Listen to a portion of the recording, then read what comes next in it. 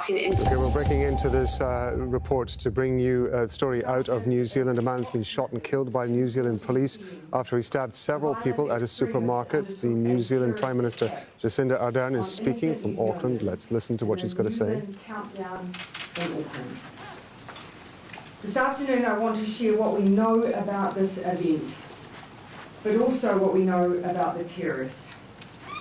But first I want to acknowledge these 6 innocent people who have been attacked. 3, I understand, are seriously injured. This was a violent attack. It was senseless, and I am so sorry it happened. The attack began at 2:40 p.m. and was undertaken by an individual who was a known threat to New Zealand.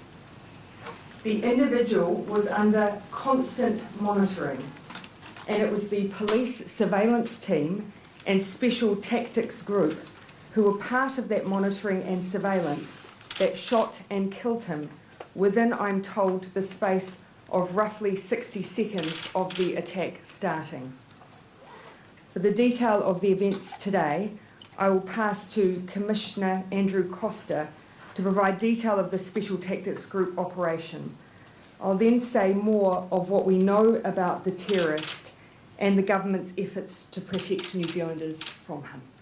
Thank you, Prime Minister. As the Prime Minister has said, this individual was under heavy surveillance as a consequence of concerns about his ideology. Today, he travelled from where he lived in Gleneden to the Countdown in New Lynn, as he had done before. He was closely watched by surveillance teams and a tactical team. To release what we can, but they will provide additional insight into this attack. Before I open up for questions, what happened today was despicable, it was hateful, it was wrong.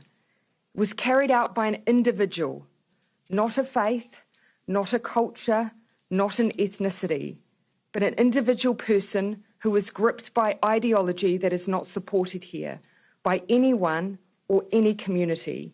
He alone carries the responsibility for these acts. Let that be where the judgment falls. Jessica, then Toba. The Commissioner mentioned that the officers prevented more happening. Maybe this is better for the Police Commissioner. What was planned? Can you give us a scale of what the person was planning to do? We've had absolutely nothing that would tell us the extent of his intentions, or indeed that he had particular intentions today to go and do this act. Based on our surveillance, what we could tell is that he was undertaking what appeared to be a normal shopping expedition. However, clearly we have been concerned about his ideology, and that's why he was under surveillance and with accompanying tactical teams to be able to intervene. Sitting at home, they'll look at this and say, if he was being surveyed and so closely watched, why were 6 people able to be injured before he was shot? Can you explain that?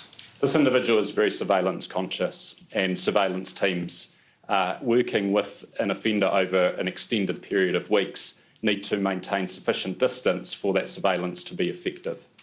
So they were as close as they possibly could be without compromising the surveillance operation. So this is someone that has been closely monitored, and so as the Commissioner has said, there was nothing that we're aware of at this point in time to indicate that what he was going to do today was going to happen today. But obviously, because he was being closely followed and watched, they were there at the vicinity in the supermarket at the time that this occurred. Prime Minister, sources just told us that he was recently released from jail. Can you confirm that? And Commissioner, just following on from Jess's question, if this man was on a terror watch list, why was he allowed in the community? I had prepared a timeline of everything that we know of this individual and his interaction with our agencies and the law. I've been advised that because of suppression orders, I can't share that with you today, but I do undertake to go away and find a way that I can share that with you. I think it's in everyone's best interest that I'm able to do so. I just can't do it right now. Suppression orders apply to the deceased, though? Unfortunately, when they're issued by the courts, it's the court's order.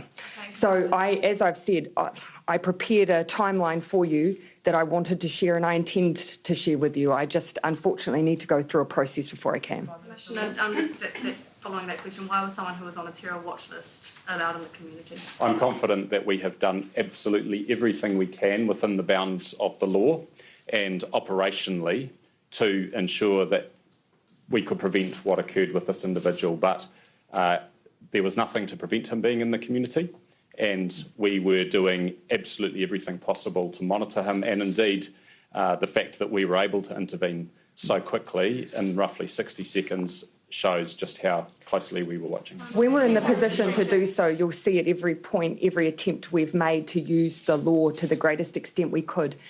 The fact that he was in the community will be an illustration of the fact that we haven't succeeded in using the law to the extent we would have liked. That is why he was being closely monitored at all times. And so that is, given he was in the community but being closely monitored at all times, he had a surveillance team monitoring him and a special tactics group that you can see was at the supermarket at the time he was there. I'll let you finish that question. Does that mean that mosque that's been cordoned off was also under police surveillance? And I think a lot of people will be concerned about a backlash against the Muslim community. Perhaps that would be wrong. That would be absolutely wrong. The community here has been nothing but helpful and supportive. It would be wrong to direct any frustration at anyone beyond this individual. That is who is culpable, that is who is responsible, no one else. Jane. Accepting the suppression orders, what can you tell us about the motivations or the ideology? Violent ideology and ISIS-inspired. And you're confident he was a lone wolf actor? Yes. You're watching Al Jazeera. We've been bringing you a press conference being held by New Zealand Prime Minister Jacinda Ardern from Wellington in New Zealand following an attack at a supermarket in Auckland where several people have been stabbed. A man had been shot and killed by New Zealand police. The Prime Minister there describing it as an individual known to be under constant monitoring. It was a hateful and wrong attack.